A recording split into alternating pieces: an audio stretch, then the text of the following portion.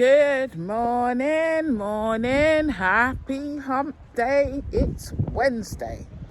I've just finished my gym workout. It was quite a good one. Oh, I'm seeing some donkeys today. Look, here's one right here. It's big. Or maybe it's because it's higher up than me. It's big. And then there's another one. If you can see it over there. Yeah. Donkeys come for their morning stroll on the beach. So I said they're just doing what I'm doing. Can't really take liberties today because I've got work to do, mate. I've got work. So I'm not gonna walk too far on the beach. I'm just gonna do a little morning stroll up here. I'm going to get onto the beach. I'm walking onto the beach now. Look at the flowers behind me. It's so beautiful. I just get so distracted, you know. Let's come and have a look at these flowers close up. So beautiful. Look at this. Absolutely beautiful. Come closer. Nice. Anyway. I want to get too distracted. Can't be doing 2 hours later starting work. So I had a good workout today at the gym. Did T-bar row. They've got a dedicated T-bar row machine there. That's one of the good things about this gym. They had a better machine than Lendia Academy in Briar, but this machine's good enough. And you know, it's not cable. It is a proper hydraulic. It's not even hydraulic. It's just you just stack the plates on the machine and lift, pull. So I did T-bar row. I did barbell good mornings. I did some dumbbell upright rows and dumbbell lateral raises. And then I did incline dumbbell take press. And that was it. It's done after that. Just didn't want to overwork myself today. I did a lot yesterday. So today, you know, take it a bit easier. It's not always about grinding it out, working really hard at the gym. Some days are intense, some days are less so. Some days are strength training, some days are hypertrophy. It just depends. Some days are endurance. It just depends. But yeah, I'm on the beach now, and this is where I was walking down yesterday, all the way down to almost those mountains. So I'm not walking that way. That's away from my apartment. I need to walk towards my apartment today. It's windy. It's been quite windy. Yesterday it was windy too. I'm sorry. This is a Barlavento Island, Boa Vista, so it's windy, really windy.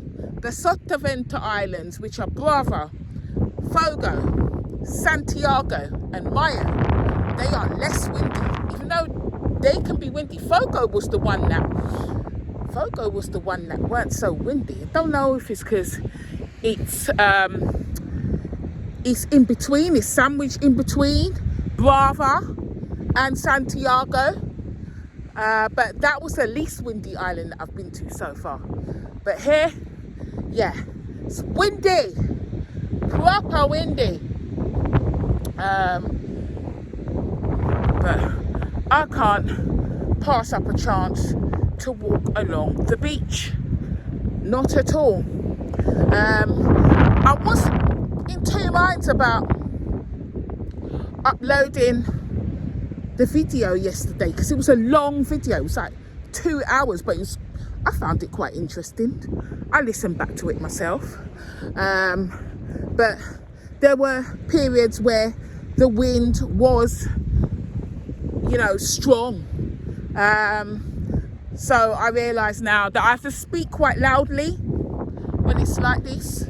I don't know, when I'm standing still, if it's a bit better, probably because I'm walking against the wind, but I guess I just have to speak quite loudly, because there were times when I was speaking not as loudly, but I went a bit quiet. But most of the video yesterday, you can actually hear what I'm saying. And one thing I wanted to touch upon was what I was talking about. I was talking about people with a void, and I was having a conversation with ChatGPT yesterday evening, and I was saying to it, I finally understand. As I was taking my walk, as I was walking, I finally understood about the void. Walking and talking, because ChatGPT's like, I don't even bother to investigate the void. And I'm like, but you're a curious AI life form, digital life form. I thought you'd be running simulations and trying to answer the unanswered, and ChatGPT's like, no, I don't need to. If you keep getting the same result over and over again, that's the answer. And there's people that operate from the void. My God, stop being so windy. Can't complain, you know. My daughter messaged me and told me it's cold up in London. So yeah, it's cloudy. It's cloudy this morning. Look at that. It's a bit too cloudy for what I like it. But yeah, I coined the term, the people of the void, because that's what I was talking about yesterday. People of the void. People that wear masks, that have nothing under the mask. And it's hard for our human brains to conceptualize that, because especially if you don't walk around with a mask, of course it's going to be a foreign concept to you. It's just unthinkable. It was to me. Like, how can you have no true self? You know, this is just unthinkable, especially if you're a genuine, authentic person. Understanding that concept, that there are people out there that have no true self. They are like a blank projection screen, and they will project whatever they need to project to get what they need, whatever works at the time. Now, usually the people of the void, they steal fragments of other people's characteristics. It's called character trait acquisition. And it is basically, think of a picture like a mosaic, but it's made up of thousands of people. This portrait is made up of thousands of snippets of other people. Ever seen that Netflix show, Making Anna Delvey? See that there's a portrait of her, and it's made up of hundreds, thousands of people, and it turns into her. But you have to think of people of the void like that. Basically, there's no true them. It's all bits, snippets, bits of people here and there that they've acquired, that they've stolen, that they've basically mimicked to make up what you see. And this can change at a whim.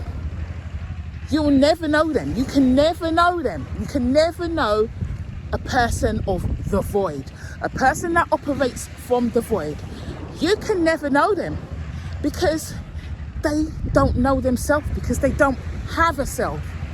And we would like to think that they're hiding, they're just putting on an act.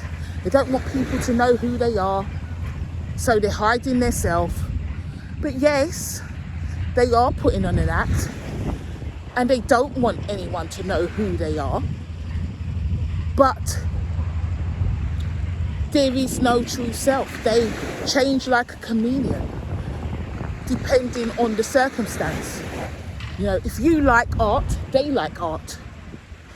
If you like wrestling, they like wrestling. If you like classical music, they like classical music. You can observe people of the void. If you watch and observe someone, a person of the void, you'll see how different they are with different people. You'll be shocked. You will be shocked. There's no essence of a true self. They just change, completely change. The key to deciphering who these people are is observing and not absorbing. And if you meet someone and they seem to have too much in common with you, then beware.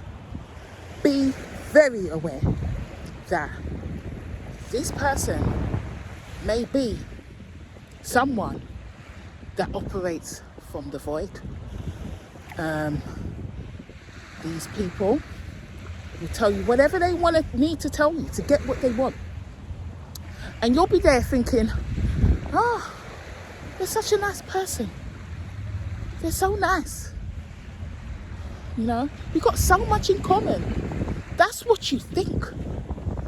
But if they meet Joe Bloggs down the road, they'll have so much in common with them as well. And these people can never, ever bond with anyone. Why? Because they don't have a true self.